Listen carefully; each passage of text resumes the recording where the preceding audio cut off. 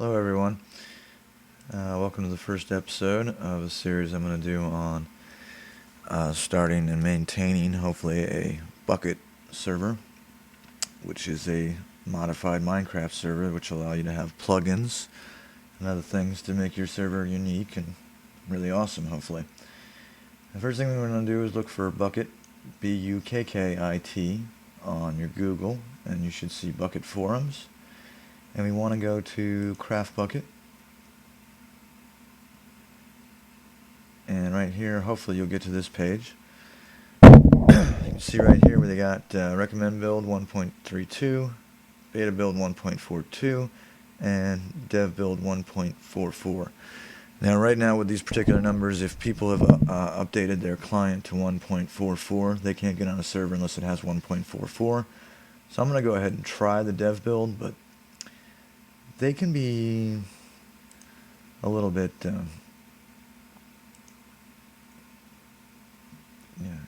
it's uncertain sometimes. They work, sometimes they don't work so great. I've already downloaded one and put it into a folder marked Bukkit 101. I also changed the name of it just to craftbukkit. And what we need is a text document. We're going to name that run or something like that. You want to edit it edit it in a program. You probably want to download Notepad++, real good program for doing all this stuff. And we need the start code for Bukkit server. So let's see, Bukkit, and put in something like start code. Start up a server. If anything I'm not explaining and you guys don't understand, come to this page here and it should give you instructions on all this stuff and give you some help if you're using a Mac or a Linux system. Right here, this is the code we're looking for, this Java code that gets it to start. Copy that, put it on your text document. It didn't show up. Man, my computer's being annoying. Copy. It still didn't work? Okay, this is getting annoying. Copy. Okay, let's just try Control V. Okay, that worked. I don't know what my computer is doing, guys, sorry. Alright, now let's save it as, and we need to save it as a batch file, a BAT batch file. Now when we go back to our folder, we can get rid of this original run file. Don't need that. Connect that run file and our server should start up. Now if you want people to be able to access your server who are outside of your network, they are going to need to be able to access your server, which means you need to open your firewall, and you need to, if you have a router, do what's called port forwarding. Now I'm not going to explain that in this video. I might do a video about that later, but you can find a lot of videos online about it, and it's going to vary depending on what kind of router you have. Okay, the server has built everything up. Let's go ahead and stop it. I want to take a look at the config, and we may not even go into the server right now. But you can see it's created a world here with some data players, but there's not going to be anything in there because there's no players in yet. And a plugins folder where we're going to put in all our plugins that are going to make our server really unique and interesting. So I'm going to go over some of the configs here real quick. Get your Bukkit YML file here. You got allow end. That's going to create your end world. If you want that, set it to true. If you don't, set it to false and erase the world, and it won't generate it again. Warn on overload. That's going to tell you if your server's overloaded in the console when it's running. This is the console over here. And you want to keep that on true. Try to make sure your server runs without overloading. It'd be good if it doesn't, because then your server's running good and people aren't going to complain about lag and such. We're going to use a permissions plugin later, so we're not really worried about permissions right now anyways. You got ping, throttle connection. You probably shouldn't mess with any of these numbers. Most of the defaults are good to leave them the way they are. Spawn limits. Apparently, from what I've read, it took me a long time to find this, but I read that these are the maximum number of things that'll spawn around each player. So if you have a whole bunch of players on, that's going to mean a whole lot more monsters than these numbers right here. And this is the number that will spawn per tick. Normally, if your server's running good, it should run at 20 ticks per second. Autosave. Not sure on that. I guess you can set that to something and it'll change the autosave amount. And I think I leave it at 0 usually, which is probably just the default. Updater. If you leave this at RB, that's the recommended build. It's going to probably upload a copy of the craftbukkit, like the recommended build version. This will come in more to play when we talk about things like craftbukkit up to date and stuff that we'll be adding to the server later. Database. You should probably leave this alone unless you know exactly what you're doing. Alright, let's move on, because I don't want this video to be too long. There's your craftbukkit jar. That's the basic thing that runs everything. Don't mess with that unless you know exactly what you're doing. Help YML. Take a look, read through this. I never really messed with it. Op. Yeah, in here you'll put the name of the people that you want to be ops on your particular server. So I'll put my name in here. So I will be op on the server when I start on it, which will give me permission to use all commands. Permissions, again, we're going to have a permissions plugin, so we'll talk about permissions again later. That'll be very important and you'll need to know about them. Alright, let's look at server properties. It's got your allow nether, whether you want to allow another world to be formed. Level name, you can change this to something other than world if you want to give your server a particular name.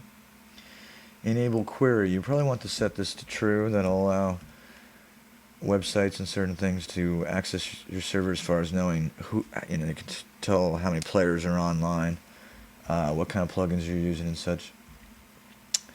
The basic Minecraft port numbers 25565, you probably don't want to change that, or people will need to put the port number in after your IP address or host name if you get a host name. I'll talk more about domain, host names, things like that later. Hope I'm not going too quick for you guys. Enable recon allows you to access the server from outside computers. You may need to use that. You may want to put in your server IP there. Build max height. Again, don't mess with a lot of stuff unless you know exactly what you're doing. Read up on it. Spawn NPCs is going to spawn villagers. Set it to true if you want villagers.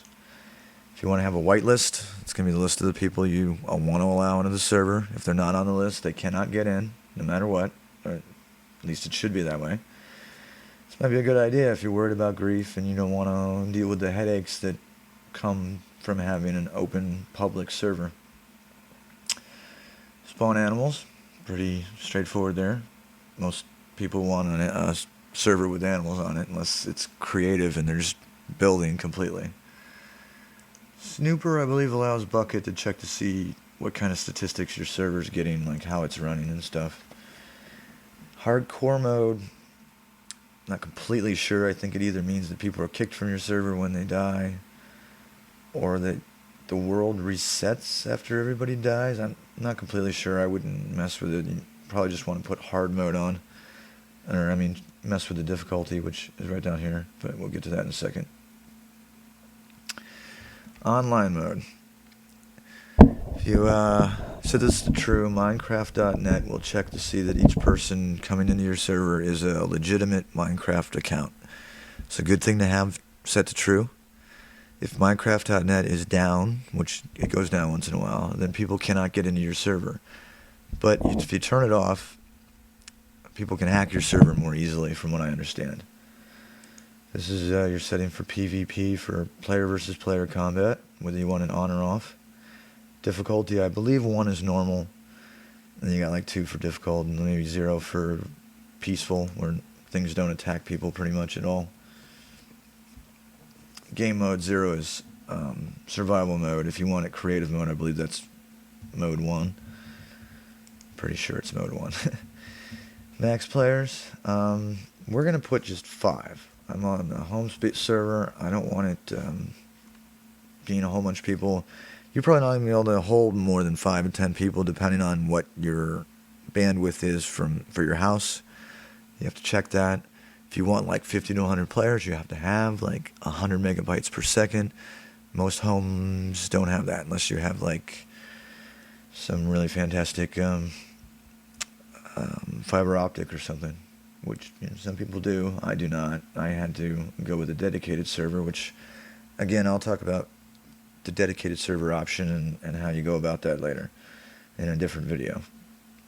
Generate structures is going to generate your villages for your villagers. View distance, I messed with this one time. It couldn't get on the server anymore, so be careful with that. The message of the day is the little message they're going to see when they look at it on the multiplayer list on their Minecraft client. So I'm going to put that this is a Bukkit 101 project. Save that. Alright, and then the final thing here is your whitelist. So you could put names of people that you want to definitely allow on the server, and if you enable that in server properties, nobody will be able to get on if they don't have their name in the whitelist. Alright, let's run it again. Make sure that everything is up. Take a look at the world. Sorry for the mess of my desktop. I need to clean this up before the next video. It's got a lot of stuff.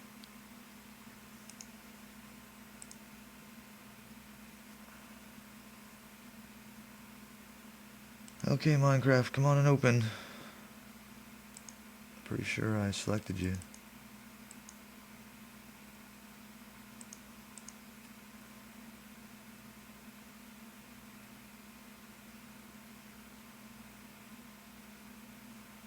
Okay. Well, that's just wonderful. I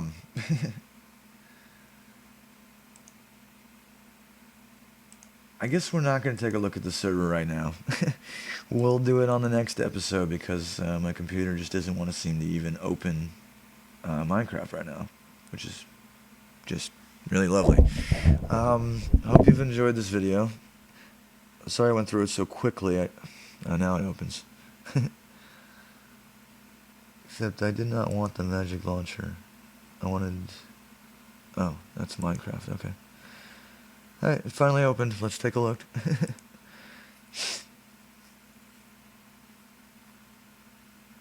Tell me there was another update.